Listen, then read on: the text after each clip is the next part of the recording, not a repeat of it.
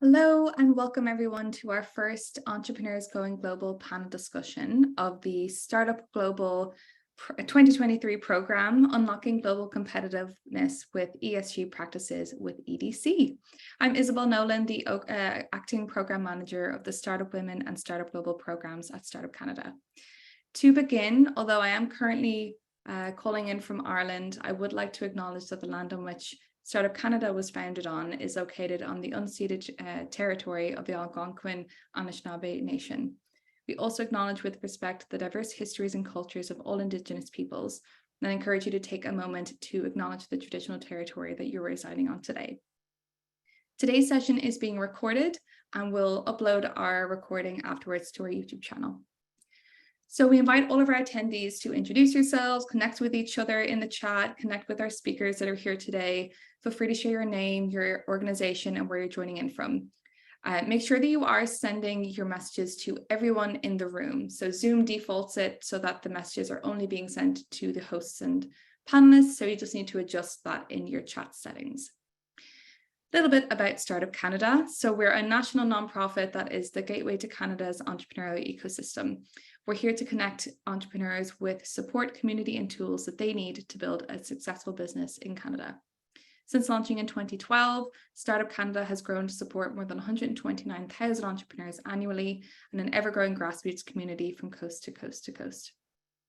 Startup Global is one of Startup Canada's flagship programs that connects a pan-Canadian cohort of entrepreneurs wanting to build global businesses with a network of partners dedicated to their success. This free program recognizes the importance of exporting to the Canadian economy, celebrates those making waves in the global marketplace, and empowering early-stage founders to take their ventures to the international stage.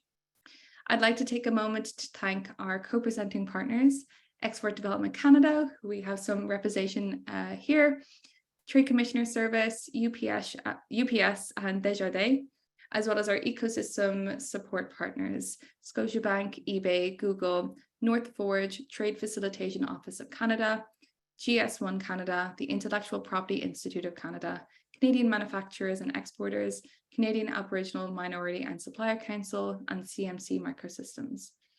So today's conversation will explore how strong ESG practices are critical for Canadian companies, not just to mitigate risks, but as competitive accelerator in the global ecosystem. Our moderator has provided some questions for the panelists.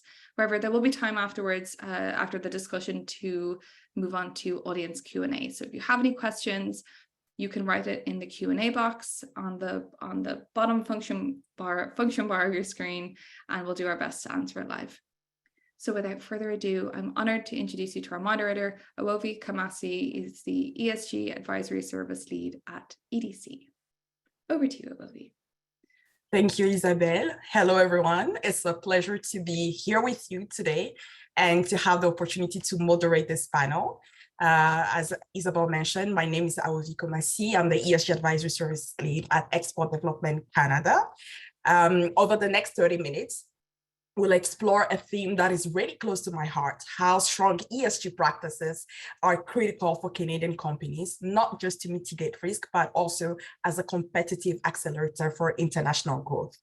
So for those who might not be as familiar with EDC, we are Canada's official export credit agency, a Crown Corp, and our mandate is to grow Canadian trade and develop international business. So we help businesses of all sizes succeed on the world stage by providing financing, equity, credit insurance, contract bonding, and a lot more, including trade knowledge. So as a financial corporation, we have an important role to play in developing Canada's global presence by building a more sustainable and equitable world. So we began our own journey towards making responsible, sustainable business practices a priority more than 2 decades ago, both for EDC, but also our customers. So, and I'm not sharing this with you not to boast or to scare you, but to underscore that it's been a journey with key lessons that we've learned along the way. So today, ESG is at the core of our business strategy here at EDC. We believe that it's key to organization long-term sustainability, but also to the long-term success of Canadian companies.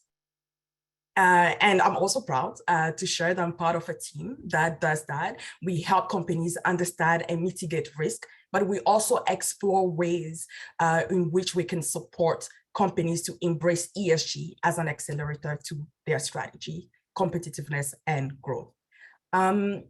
Crystal, can I ask that we show that slide that I shared with you previously? And because today we are speaking to an audience of entrepreneurs and SMEs, I'll share that EDC has commissioned in 2021 and also recently a survey of more than 350 SMEs across Canada that represent a wide range of sectors. And one of the key findings was that export-oriented SMEs are increasingly recognizing the value that ESG brings to their companies, but also integrating sustainable practices into the businesses as well.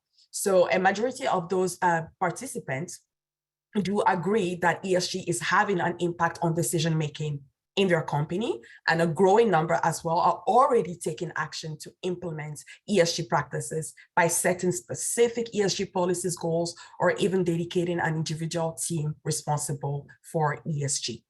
So this is great news. And it is the perspective that I'm bringing with me today. Let's get started. We have already shared our panelists' bios ahead of time to maximize our discussion. But I'm really happy to have the three amazing guests today who are going to bring their unique perspective to our discussion. So I have with me today Udit Patnagar, Vice President at Macroc Capital, Erika Coulombe, Vice President at Milani, and Anita Spiller, ESG Director at True Earth.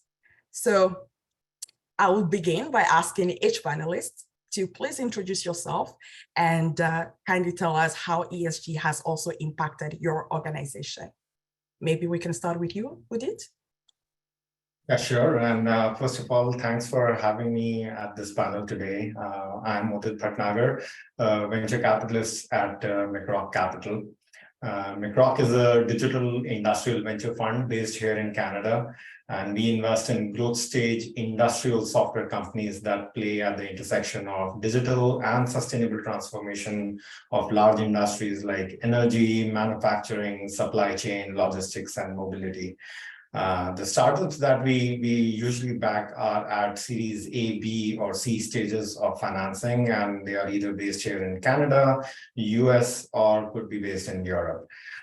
We love to lead financing rounds, and as part of it, we typically take board seats in the companies that we decide to back.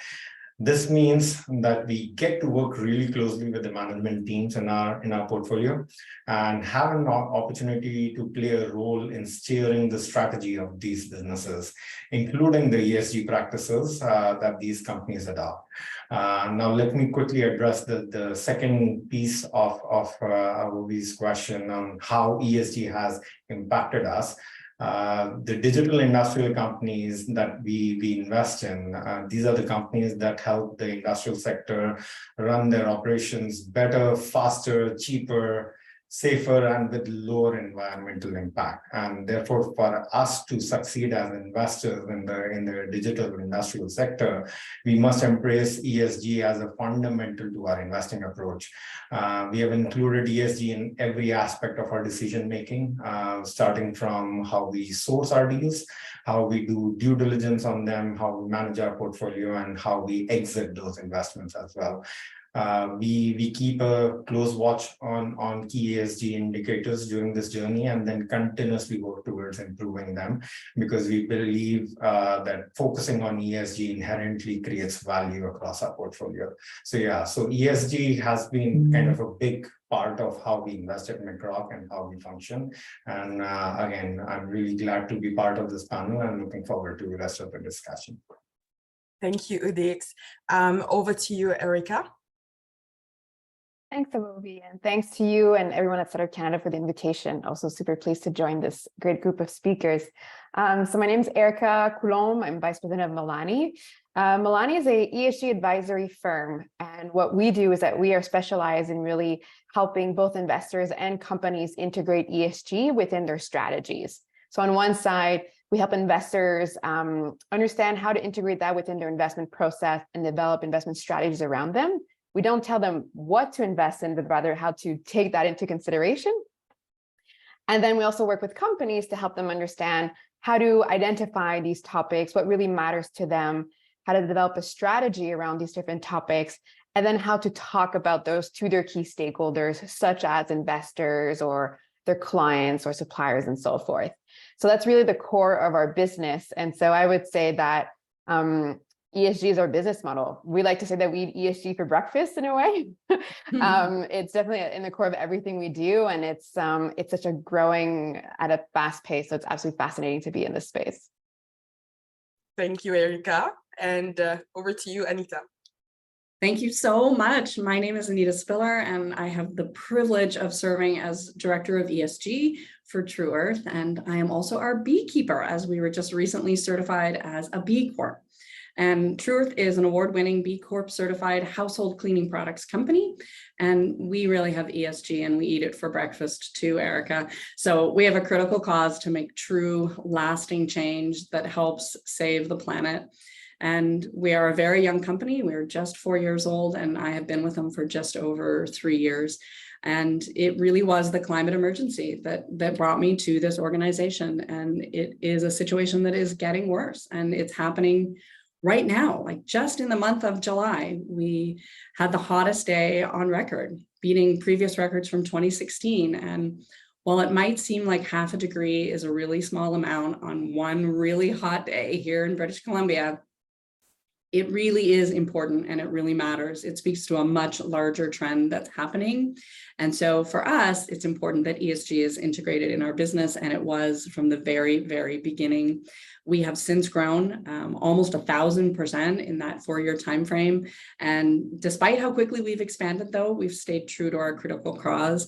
And we now have a movement, a following over 1.2 million customers who we call our true change makers. And along with them, we're looking at our ecosystem to eliminate the use of single-use products starting in the home. That's our current battle. That's the thing that we get up every day and focus on. And a part of that strategy too is to give back to our communities where we do business around the world. And we really live into that and are really focusing on those folks that are disproportionately affected by the climate crisis. But we also believe in systems change. That's where our focus is. And what we do is we're trying to integrate sustainability throughout our entire business, our entire ecosystem, including our operations, our manufacturing, our distribution, and more. Because at our heart and soul, we believe that many small hinges or many little tiny steps can swing this very, very big door of today's climate emergency. And I started to build a team earlier this year so that we could maximize our community impact and continue to stay true to our critical cause, because we think teamwork is everything. And my team is incredible, and they helped us secure our B Corp certification, which I'm going to talk a little bit about later. But I think truly the answer to your question is that true sustainability cannot exist without accountability. And ESG practitioners have to be transparent and collaborative and share our pain points with one another. And so if you get nothing else out of this from me today, I want you to know that we need to come clean with our learnings, and we need to hold each other accountable, and we need to move from competition to collaboration so that we can all grow faster and be bolder for the sake of the planet. And I'm thrilled to be here today. So thank you for including me. Thank you so much, Anita. I love that. Moving from competition to collaboration. I think that's a great way for us to start our conversation. I mean, we're all here on this panel because we all believe that ESG is an accelerator to business growth. But for the businesses who are in the early stages of their ESG journey, I will be interested in hearing from your perspective some of the benefits of embracing ESG for global competitiveness. Maybe we can start with you, Erica. Sure, happy to. And I think it's important to start off by first understanding what are ESG issues. And the way we like to define them here at Milani is that essentially they're business issues. They're business issues that are related to environmental topics that we know, such as energy consumption, waste management, impacts on biodiversity. carbon emissions, it's related to social topics such as how do you care for your employees? Are you able to attract and retain your team? Do you have good relationship with the communities where you operate so that you have this sort of, in French we call it, no, in English, social license to operate? Do you manage your data appropriately that you're collecting through your payment services, for example? That's also actually quite a social related issue. And then on the governance side, so what's the culture of your firm? How do you manage your taxes? And actually, that's also where we tend to put climate change, because now when we talk about climate change, it's no longer just about what is the impact of your business on the environment. It's also about understanding what are the impacts of this changing environment on your business. And so that becomes more actually of a governance issue, because you need to take that into consideration into your strategy and how do you decide to operate and so forth. So those are what you define as ESG issues, and we call them business issues because now we understand that they can actually be financially material to your organization. They can affect your finances and your operations. And so it's just part of good risk management practices. So I would say, to answer your first question, Awovi, what are the benefits? Well, first, it's that if you manage these risks, well, you are managing the risks of your own organization, and you're ensuring that you're able to operate to the best of your capacity and meet the goals that you have for your startup and your organization, because all of that will catch up to you eventually.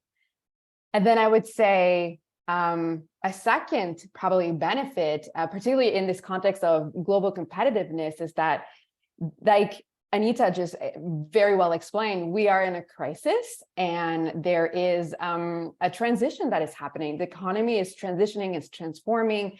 Large organizations are within that, investors are there as well. So what we're seeing is that many are kind of positioning themselves and have targets, and they want to be part of that in order to, well, have a better footprint on the environment, but also be resilient long term. Like, you want your company to keep surviving here. So embarking on this journey is also being able to be part of this movement and to find like-minded partners and to be resilient long term. So that's how we kind of see this and where the benefits are. Super. Thank you, Erica. I'll be interested in your thought as well, Anita, regarding that question. Sorry, me? Yes. I was thinking about just the business of being sustainable. And I think in every sense of the term, ESG needs to be at the core of what you're doing. You know, businesses that do good by the planet, that pay employees a living wage and are overall good corporate stewards, are also healthy organizations. And healthy organizations lead to healthy lifestyles and are inherently advantageous. But I think from a packaged goods perspective, there's no denying that ESG is important to customers. So if you look at any of the surveys, including the recent Shopify survey, it really said that there is a growing demand amongst consumers for eco-conscious and eco-friendly products.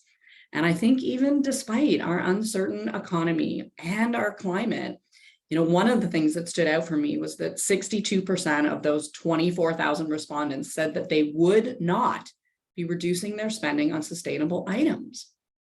And I think that is huge in this particular environment, when we're looking at everything from, you know, food insecurity and rising prices on everything from housing to transportation and everything. I think that's really saying something. And I think in the case of our True Earth change makers, they are consistently showing that this matters to them and that they also want to engage in the social impact work. So I think that's really important as well. You know, we have a partnership with OceanWise, who's a brilliant NGO who's cleaning up shorelines across the country. And despite us we don't produce any plastic, we are doing our share and getting out there and helping to clean up and encouraging people to volunteer. And so I think when the core of your business is to reduce your own environmental footprint, then it is naturally going to be an advantage for our customers who they're watching it. You know, remember the days when like Wi-Fi used to be a competitive advantage, right? You'd be looking for a hotel and you'd be like, oh, we got to get one with Wi-Fi. Well, I always laugh when I see that on a sign of a little motel now where it still says free Wi-Fi. That's not a competitive advantage anymore. And very, very soon, ESG is going to move from the spot right now where it is a really high advantage to something that you have to have. It needs to be in the fabric of who you are. So start now. I really love that analogy with the Wi-Fi example. I love it. Over to you, Udit. What are your thoughts on this?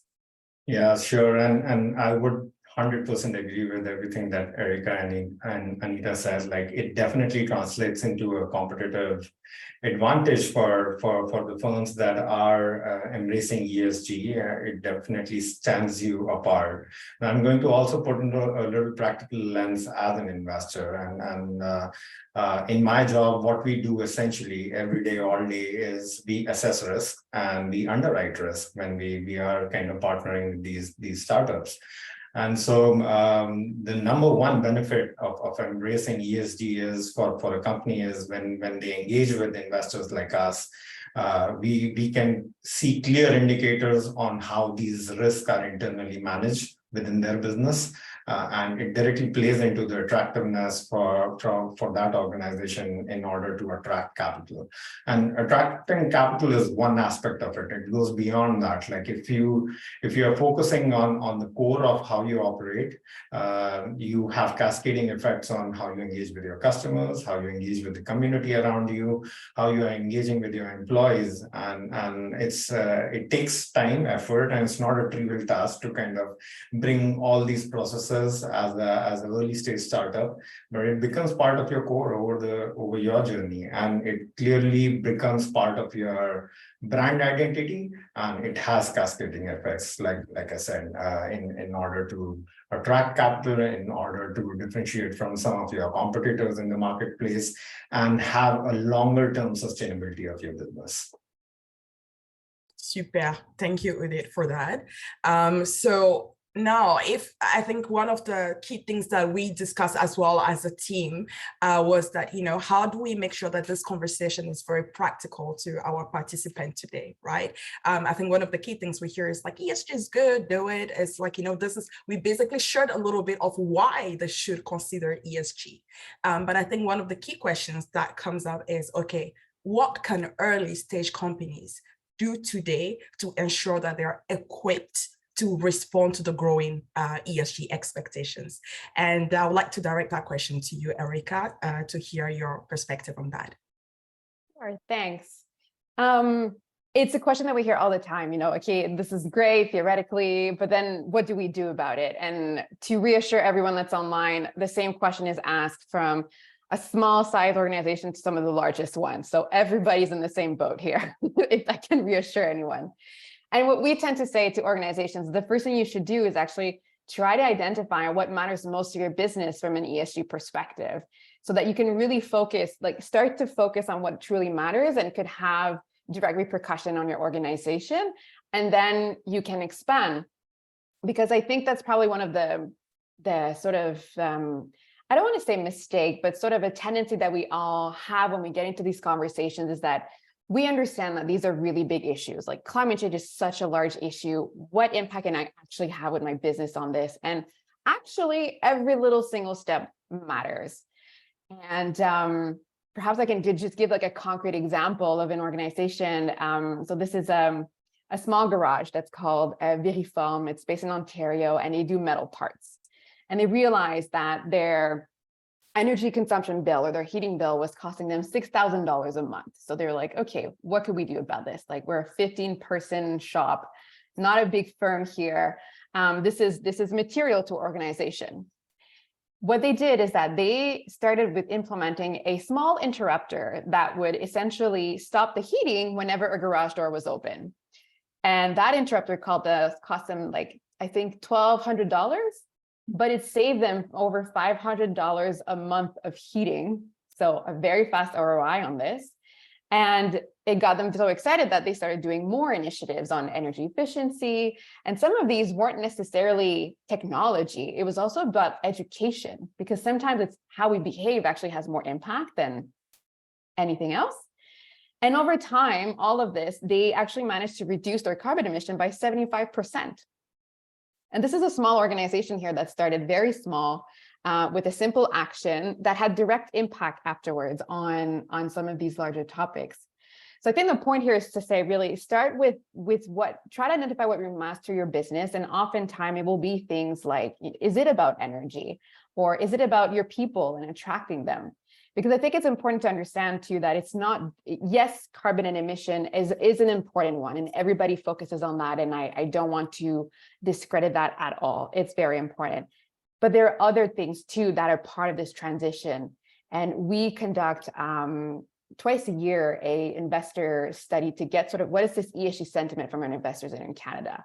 And obviously all of them care about climate, but it's also about human capital management. So how do we treat our employees? How do we make sure that they are involved and engaged? And what do we do by biodiversity too? Because all of our resources actually come from nature. So how do we manage that? How do we manage our waste related to that? So yeah, all that to say, it's kind of like try to find what really matters to you, start small, and then talk about it. And I'm not saying brag about it, I'm saying talk about it, because your different stakeholders need to know what you're doing so that they can take it into consideration. And you may be surprised that as you're going through what matters to your firm and what you're doing, that you're already doing more than you think. So I would say, yeah, start there. I really love that. I love the fact that you started with the fact that, every little step matters, and it's that prioritization aspect is very key, right? So there's a lot of trending topic, but it's very important that you focus on what actually matters to your business and go from there. Thank you. Especially as a small firm, because this is where you'll get the benefits out of the actions you're doing. Yeah, exactly. Thank you for that. I'm going to go to you now, Anita. When you look at a company like True Earth, obviously, you think that's a purpose-driven company embracing ESG. Your product is offering, an impactful solution to our environmental crisis. I'm pretty sure a lot of people in our audience are familiar with your product. But can you share with us your ESG story? If we can call it that way. Was it something that you considered from the very start or later in your journey? And while doing that, what do you think what type of support is required for smaller and medium-sized companies to be able to achieve that from your perspective? Yeah, I mean, it's a really good question, right? Is it something that is anchored, like for True Earth, it is anchored in our critical cause and started from the very, very beginning. And I think that's where startups have an advantage. And you're going to be like, oh my God, startup has an advantage? Yes, startups have an advantage over larger corporations, because many large corps now are trying to overhaul all of their assets. They're trying to overhaul their culture, and they're trying to be consistent with either new or emerging ESG principles. But for you all, you can build this right from the very beginning in terms of how you're setting your social and environmental standards and why they matter. For us, they mattered because we're not just an environmental company who has an environmental product, but we have a social culture as well. And I think that is where startups can be nimble and continue to innovate solutions. Just like Erica was saying, in a very small business, you can innovate solutions and you can take some really small steps. And I think that's where collaboration matters. And I think that's where we all need to share, our best tips. And for us, one of the things that really mattered was making sure that every single staff member, whether you're a firm of 5 people, 2 people, or 100 people, that every single person has an ESG accountability. So they have 4 at True Earth that are their regular day-to-day operations and the things that they're striving for and accountable for, but they also have an ESG accountability. And what does that mean? Well, that means my team met with 150 staff to figure out what is ESG and how does it relate to that particular person's job. When we met with the manager of one of our facilities, she's like, oh, I don't have anything to do with ESG. And I'm like, yes, you do. You manage our waste stream. And you make sure that nothing ends up in the wrong stream. You make sure that nothing goes into either the wrong stream or gets contaminated. And that is a huge part of what we're trying to do. Other folks began to realize that when you cut your carbon, you cut your cost. And so that's important. Does your procurement manager have an ESG background so that everybody is involved? And it wasn't very hard for us to figure out that, yes, everyone has an accountability. So while I would want to say to everyone, your very next hire should be someone in an ESG position, I know you're all thinking like, oh, but I need to hire a salesperson and a marketing person. I would say from the very beginning, if you bring someone who has an ESG, really is living and breathing it every single day, it is going to tenfold pay for itself. And you don't need a high-end VP. You can hire someone who's brand new, out of school, who has great energy, who can learn with you, who can grow with you, and who can collaborate with companies like ours and others that are on this ESG journey. So yeah, take advantage, be nimble, and try to create your own, innovative solutions, but build it into the fabric of who you are right from those job postings, and it will pay off. Wait, did I answer the question? Yeah, you did, Anita. I love it. You did. I love that education aspect that you're also bringing. I think in terms of not forgetting the workforce, right? And being able to bring them on this journey, that's very key to the success of your ESG strategy. And also believing also talents, like you said, someone out of school who has that passion, who can learn as well, with you as a startup and grow. That's a very important key. Maybe one last thing that I may ask you is, from your perspective on your journey, maybe a question that maybe other startups have also in mind is, what do you think the type of support, were there any other additional support that you would have considered, or do you think that is missing when it comes to supporting startups when it comes to ESG? Well, other than working with EDC, which has been life-changing for us as an organization, I would have started our B Corp journey much sooner in our process. I would have engaged with their startup program. So if you're a social entrepreneur and you want to make a difference in the world, I would just encourage you to start right now. We joined those certified B Corp businesses that are trying to be a force for good. And we went through a very rigorous process as a part of our commitment to our continuous improvement. And it's not just about the score. Yes, you need to get 80 out of 200 to be able to qualify, but it's more than that. It's a stamp of approval from a third party, and that really matters to me.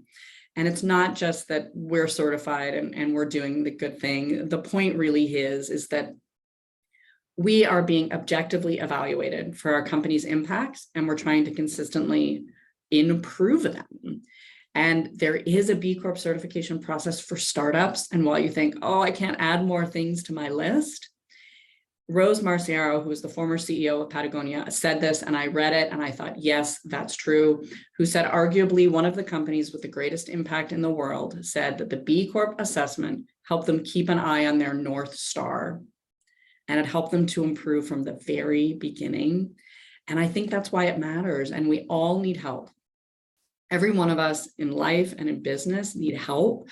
And the B Corp Beehive group can really help you, can answer those questions about what matters, what are the things that are material to us. And it is in those gap analysis work that we can really figure out what's important for our own organizations and our own companies, because it is where we fall short that we have the most capacity to grow and to learn and to improve. And so I would start that journey, just do that a big old Google on B Corp for startups, and yeah, just take one small step and get started and know that you can be well supported along your journey. Thank you for that, Anita. And before I go to you, Edith, I quickly want to go back to you, Erica, and also hear from your perspective, because as an advisory firm, you support companies, but what are the other type of resources that exist as well that can help, startups when it comes to integrating ESG into their journey? Are there a few things you can share with us? Yeah, sure. And I want to jump on what Anita said about the journey, because I think that's so important to keep in mind. You learn so much from that journey. And I think it has as much value as the end goal that we're trying to achieve. And we see that a lot with the companies that we help out. And we have the opportunity to work with some of the largest firms in Canada.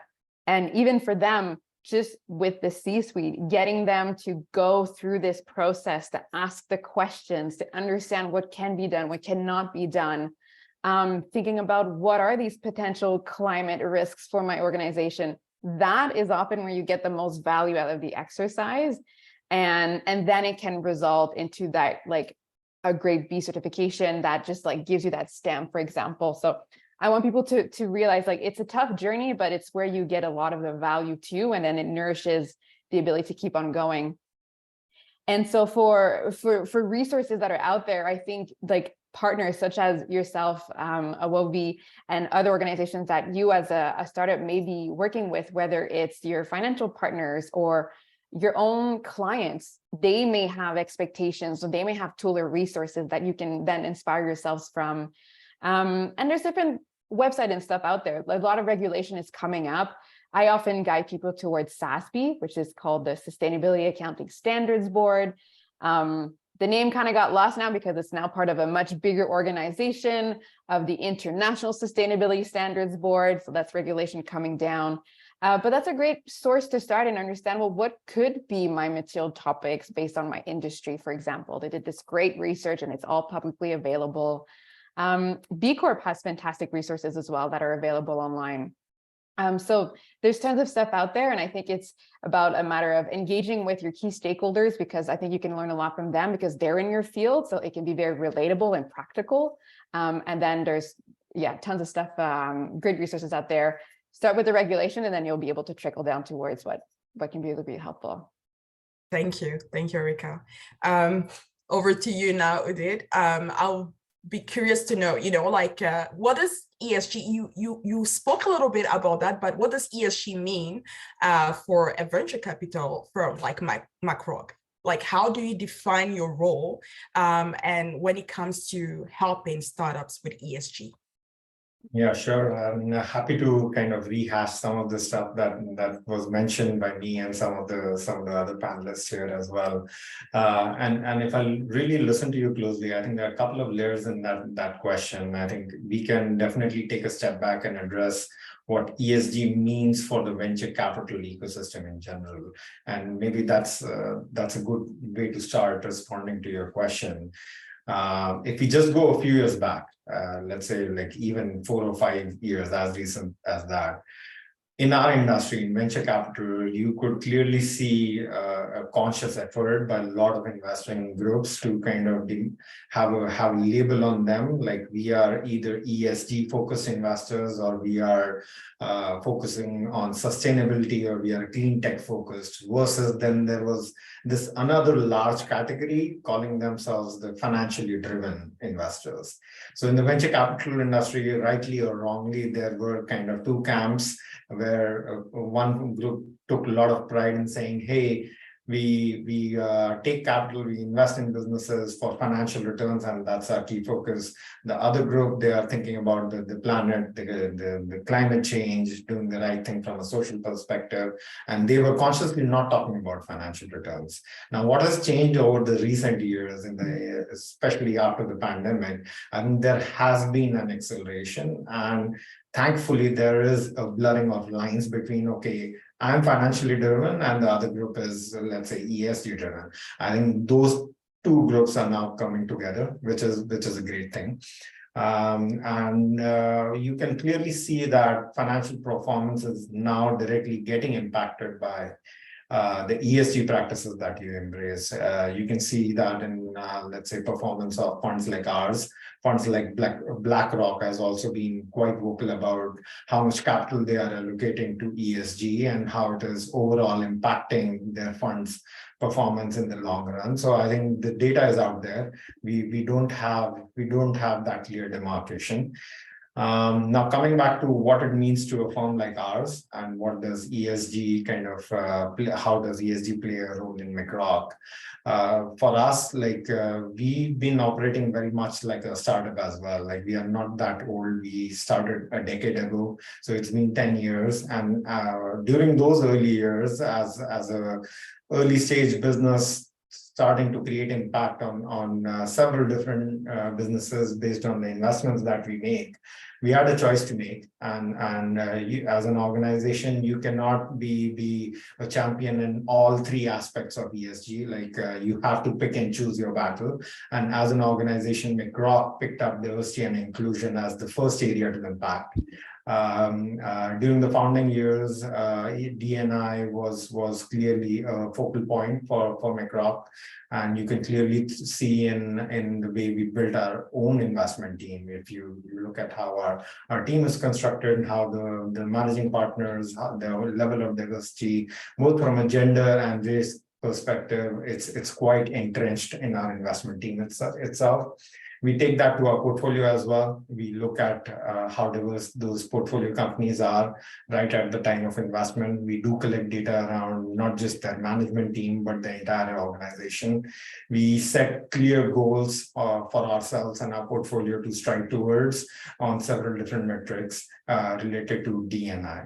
So this was like the first half of McRock's existence, where we focused a lot of effort on D&I. And over the last few years, we've kind of expanded it to other aspects of ESG.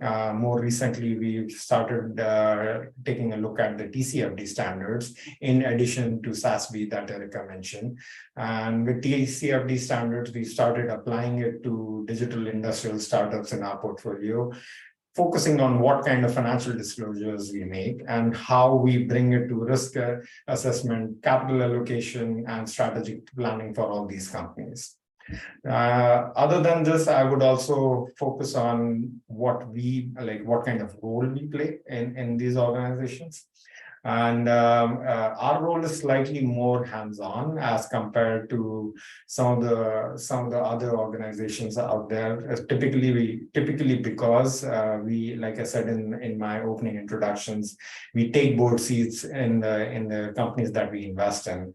So we take part in every small or major decision that needs board approval, whether it has to kind of bring in hiring practices. What kind of tools do you use? How do you remove bias from hiring your next critical management role? So we do bring a specific toolkit to our portfolio companies. This includes a lot of software tools, which allows our portfolio companies at a very early stage, at no cost, come up to speed in that ESG adoption curve. And that's started to kind of impact as they grow and scale and then raise subsequent rounds of financing. So yeah, our role has been more of a co-pilot alongside with the management team, help them kind of navigate this journey. They are not alone in that. We bring the resources for them. We also help them take decisions and essentially create value, not just for investors, and essentially for all the stakeholders which are getting impacted by the business. Thank you, Udit. I really like that aspect of highlighting the fact that you play the co-pilot role, because one key thing that I think that keeps coming and that we've, the three of you have shared is the need for prioritization, the need to focus on the right thing. And sometimes you need that extra support, right? To make sure you're making the right critical management decision, because you can't do everything at the same time. So thank you for adding that to the conversation as well. I'm a little bit conscious of time, and I want to make sure that our participants also get to ask us questions if there's any. So Isabel, can you please help us in terms of understanding if there's been some questions that have already been asked by the participant? Yeah, so we haven't had any come in just yet. So if you have any follow-up questions for the speakers, you're welcome to do that, and then I can monitor if any new ones come in. But attendees, if you do have any questions, please do let us know in the Q&A box, and we'll do our best to answer live for you. Thank you. So maybe now that, please feel free, don't be shy. If there's any question that you have, please put them in the chat, and and we take advantage of the fact that our three panelists here can share their answer with you. But maybe if there's one thing I would like to also hear from the three of you is probably what will be from your perspective, because we talk a lot about how ESG is a journey, right? But what will be an important key takeaway that you would like all the participants here today to take with them? We can start with you, Anita. Sure. I would love you to just go away from this and say, they gave me permission to say, I don't know, and I need help. I think so many of us are living in this space where we're judging ourselves, we're judging our organizations, we're worried if if we say we don't know, that what will that mean around our board table? What will that mean to our investors? And I think it is a shame, especially, I actually think it's a shame that you're not asking any questions. Like, amongst us, we charge, thousands of dollars an hour. So you should really ask a question. But anyway, that I think investors want to help you. They've invested in your organization and they have these huge skill sets. And so leverage those, leverage other people, either whether, they're within your same organization, outside people. It is okay to say, I don't know. I need help. I'm wanting to learn. There's nothing like when someone comes to you and says, I want to learn from you. I'm seeing something you're doing great. So, pick an organization, pick a mentor, have someone in your life where you can go to and say, I don't know, and I'm struggling. We launched a campaign called True Clean by True Earth. And part of our True Clean is to come clean and say, we don't know. We don't have it all together yet. We haven't set it. I'm going to say it. We have not set our scope 3 targets yet. We're working on it, but we don't want to set a target 30 years from now. I'm not going to be working 30 years from now. I want to make sure that we get it as right as we can. And so I think it is okay to be transparent and say, I don't know. I love it. I love it. I love it. Yeah, it's okay to say you don't know. I feel like in a way, the fact that I started with you, Anita, and you put that pressure on people to ask questions, it's working, because now I'm seeing some questions coming in. So thank you, Anita. I can learn from you. So we have a question from Juanita at Upside. The question is, what are the panelists' perspectives on ESG adoption in Canada beyond compliance over the next 5 years? So what are the panelists' perspective on ESG adoption in Canada beyond compliance over the next 5 years? Is there anyone that wants to give it a try? Maybe I can give it I could give a perspective, and then I'm happy to hear what you did and Anita are going to say coming from the sort of investment side and living it. We kind of take a look every year at how many firms, this is listed organizations, publish on ESG every year. And when we started this, it was maybe like in the 50%. And last year it was at 80%. And we're doing it now, and we'll be able to publish our results in October. And we really take a look at, is there a sustainability report out there, an ESG report, some kind of essentially communications. And what's interesting from that perspective is that, yes, some may say, okay, it's disclosure, but how do you know if it's really true? And I get the questioning around it. But what's interesting is that ESG disclosure is not mandatory, at least not now, because that's coming down in 2 years. In 2 years, it will be mandatory for all listed companies, or at least that's if we adopt it in Canada. But anyways, I won't get into the logistics of that. But it's not mandatory to do that. So I find it interesting that organizations are putting resources to structure their strategy and then do a very comprehensive disclosure exercise to talk about it to their stakeholders, because there's value. This is valued by your different stakeholders. They want to know what you're doing, so might as well put it out. And like, I'm going to take on that with Anita, what you said, like, if you're going to put it out in a balanced way too, it's okay to say what you're doing. It's okay to also say, this is coming later. This is not today. And I think it's important to understand where you're at now.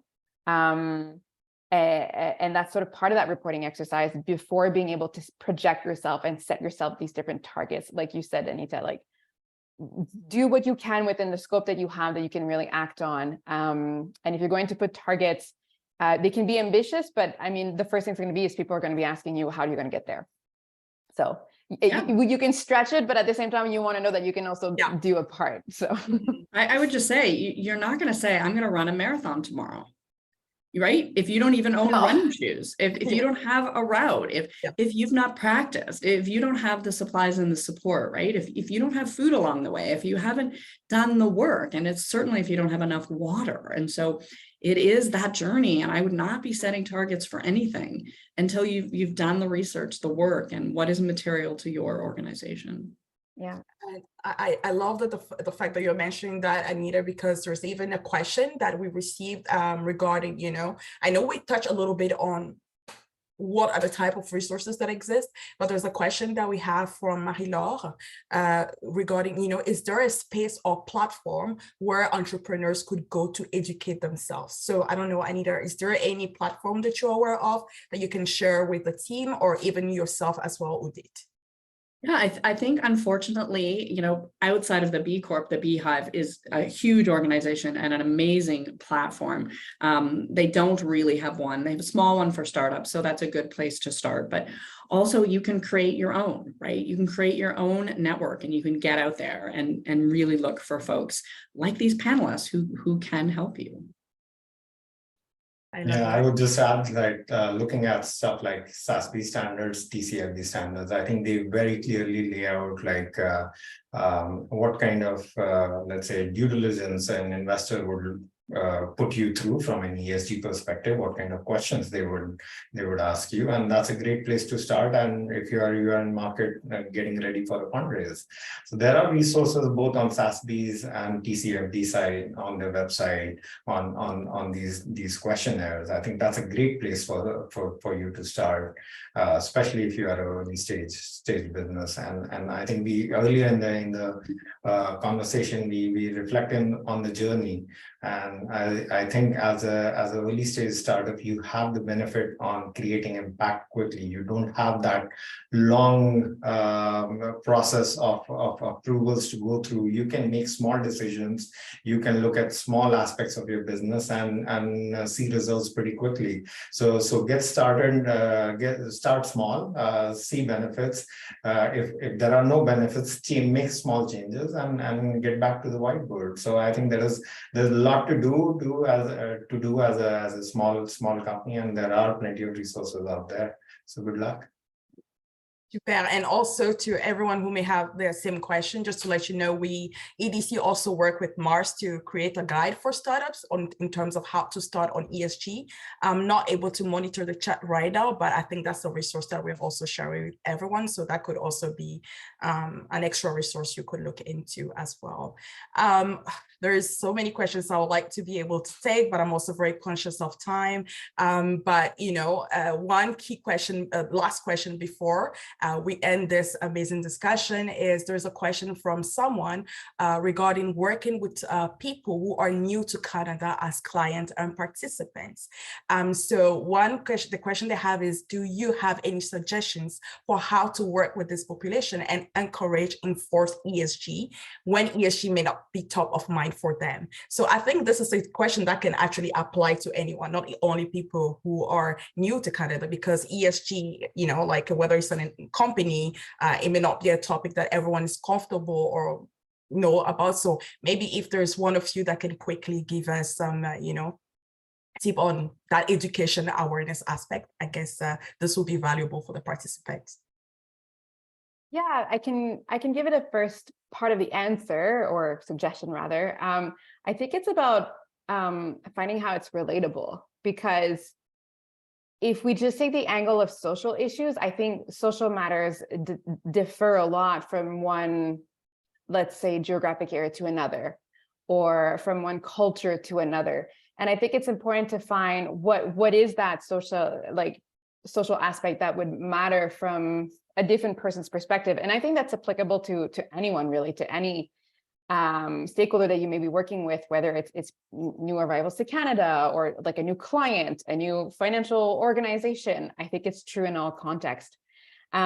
Because like I said at the beginning, it's about working with what really matters to you and your firm.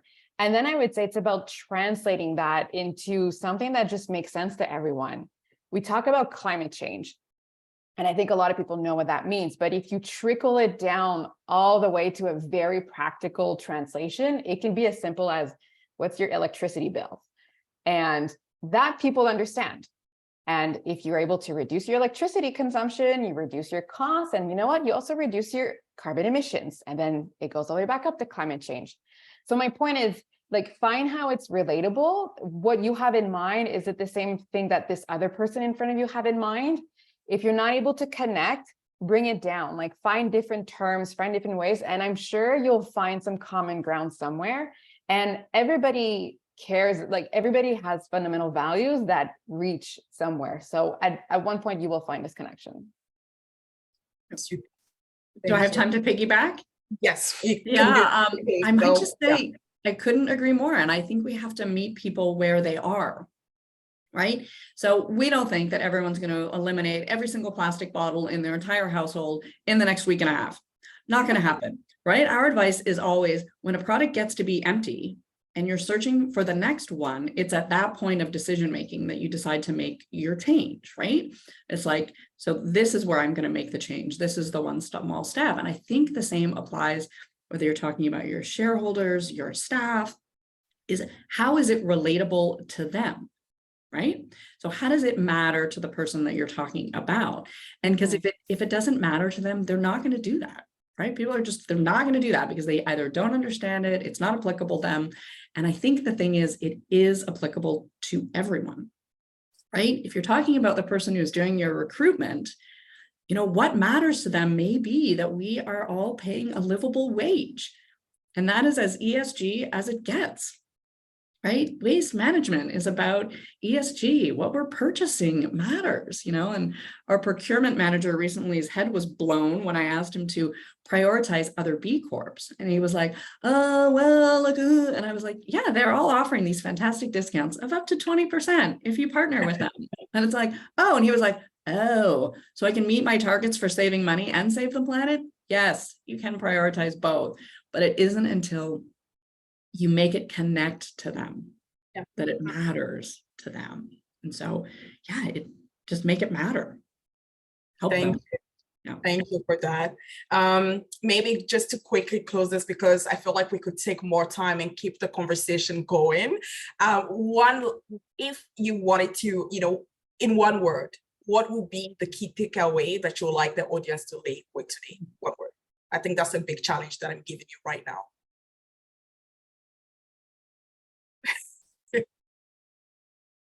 I think let's make it a couple of words, and if I try to attend that, like instead of one word, it's I would really encourage our audience to think about, instead of ESG as a mandatory thing they are forced to do, instead of that, start thinking about ESG as a mindset that they bring to the core of everything they do. Then it will have more benefits down the road, rather than doing just one exercise, filling a template that let's say an investor has asked them to fill. That wouldn't take them long way, instead of looking at their every aspect of their business and developing that ESG mindset. I think that will go a long way. Okay, so mindset for you, that's what I'm hearing. What about you, Erica? I would say focus and start small. Great. Focus, I love that. Anita? I would say education. Instead of, you know, mindless scrolling, just read one small thing every day in terms of ESG to try to learn, like create some small reading list and just educate yourself first. We can't expect others to understand if we ourselves as a startup don't understand. So education. Thank you so much. Thanks to the three of you. I'll leave it to you now, Isabel, for the closing remarks. Wonderful. Thank you all so much. I certainly learned a lot. I was typing away all my different notes for everything. So many nuggets of gold there, and a lot of pieces to take away to all of your businesses. So I hope everyone enjoyed today's discussion. I want to give a massive thank you to Awovi for steering this entire conversation, and also the entire team at EDC as well for supporting us in curating this webinar today. And a big thank you to today's speakers as well, Judith, Erica, and Anita. Thank you all for donating your time and your expertise to today's session. So once again, a thank you to our co-presenting partners, Export Development Canada, Trade Commissioner Service, UPS, and Desjardins, as well as our community of ecosystem support partners. Two little announcements before we go. We are opening our pitch competition applications for our last two stops of the Startup Canada tour. So those pitch applications will open July 27th, which is this Thursday, so 2 days. We'll add some information into the chat on how you can apply. And we will be hosting our next Entrepreneurs Going Global panel discussion on September 14th with UPS. So make sure to subscribe to our YouTube channel to be the first to know when the registrations go live. So, oh, and I have a very quick feedback poll that I was supposed to launch while I was talking, so I'll do that right now. So attendees, if you could take a moment to complete that, and thank you all again so much for attending. Hope you have a great rest of your Tuesday. Thank you. Thanks, everyone. It was my pleasure. Thanks for asking me. Thank you so much, everyone. We'll keep the room open while you complete your feedback poll. Otherwise, thank you so much, and you can sign off.